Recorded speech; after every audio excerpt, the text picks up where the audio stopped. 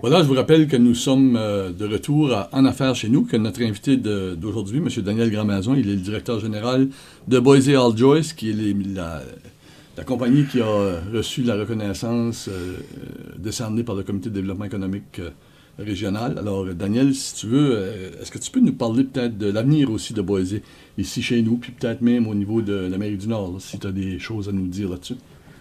Oui, comme entreprise, si on regarde la compagnie Boise au complet, le futur est très positif. On s'est positionné d'une position de leader dans le marché de produits d'ingénierie.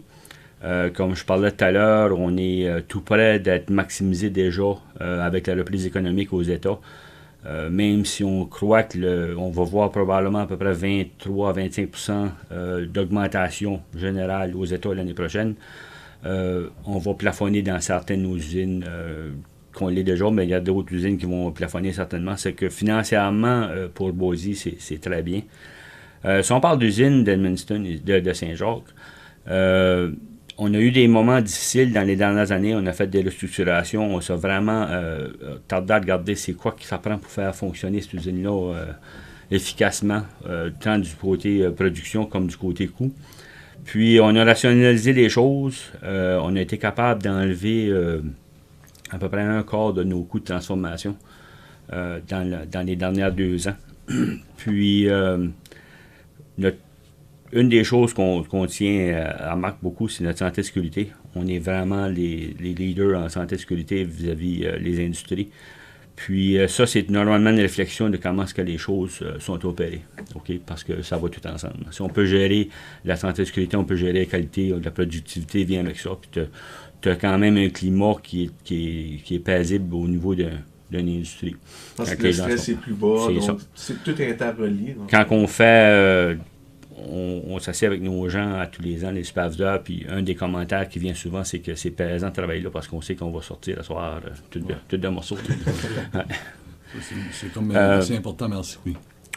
Donc, avec la reprise là, on voit un futur pour la compagnie et pour Boise à Saint-Jacques très positif, naturellement. Il y a une question qui m'est venue à l'esprit lorsque tu parlais. Est-ce que les produits de Boise sont principalement ou exclusivement pour le marché de l'Amérique du Nord, ou est-ce que vous exportez aussi vers les marchés émergents tels que l'Asie, la Chine et ces endroits-là? Oui, c'est bon que tu en parles. On a des rencontres dans les semaines prochaines avec des compagnies de l'Angleterre. On a déjà fourni ça. Cette partie de business-là, on l'a transféré à nos usines d'Alexandria en Louisiane. On va possiblement ramener ça à Saint-Jacques dû au diversissement du marché qu'on a besoin d'étaler les produits dessus. Puis Boise, dans son ensemble, tu travailles surtout le marché de l'Amérique du Nord, elle? Oui, surtout. Okay.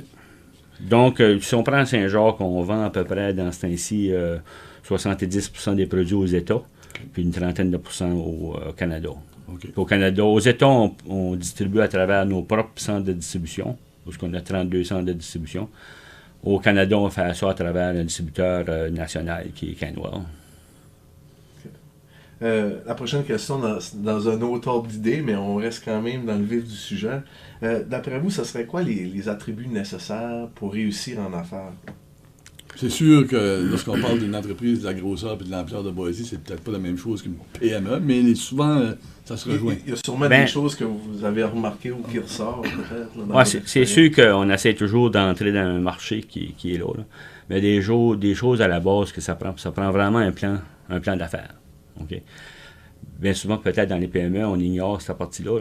J'ai un produit, je vais pousser ça, puis ça va fonctionner. Mais il faut vraiment mettre des stratégies en place.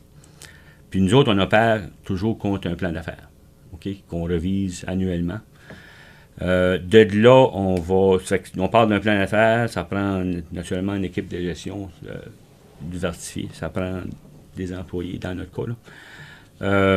C'est sûr que faire un plan d'affaires, il faut évaluer vraiment c'est quoi qu'on essaie de faire que d'exécuter. Je parle pas seulement de Boise, je parle en général. Là. Mais il faut vraiment prendre le temps de se définir des objectifs à court, moyen et long terme, puis de reviser ceux-ci régulièrement. C'est facile de partir en affaires, puis OK, on y va ouvert au fond, mais il faut faire sûr qu'on va à la bonne place. Okay? Puis on fait que les actions qu'on dit qu'on va prendre, il faut essayer de les exécuter. Puis s'il y a des barrières qui font qu'on ne peut pas être là, Donc, il faut se réajuster.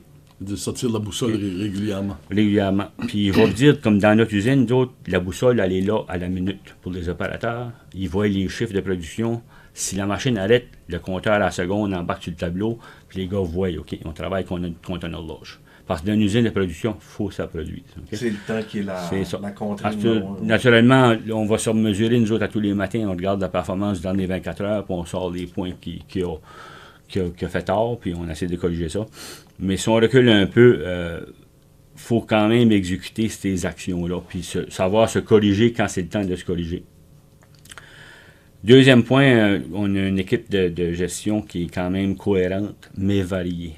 Puis souvent en entreprise, les gens vont faire l'erreur, on va se mettre des gens pareils dans l'entreprise. Ça prend de la variété.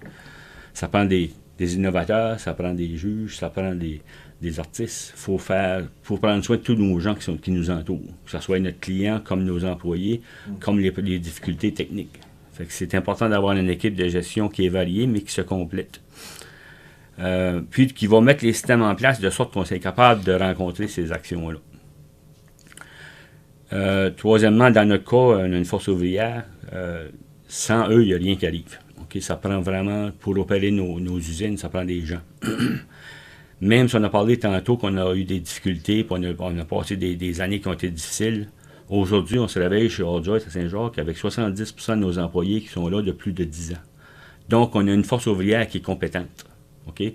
Ils sont sérieux, ils veulent que l'usine fonctionne, ils veulent garder leur job, puis on va faire des bonnes choses. C'est très bien. Daniel Gramazon, directeur général de Boise All-Joyce à Saint-Jacques, ça nous a fait plaisir de vous recevoir à l'émission En Affaires chez nous. Merci et félicitations encore pour le beau prix que vous avez remporté. Merci, Marc. Merci.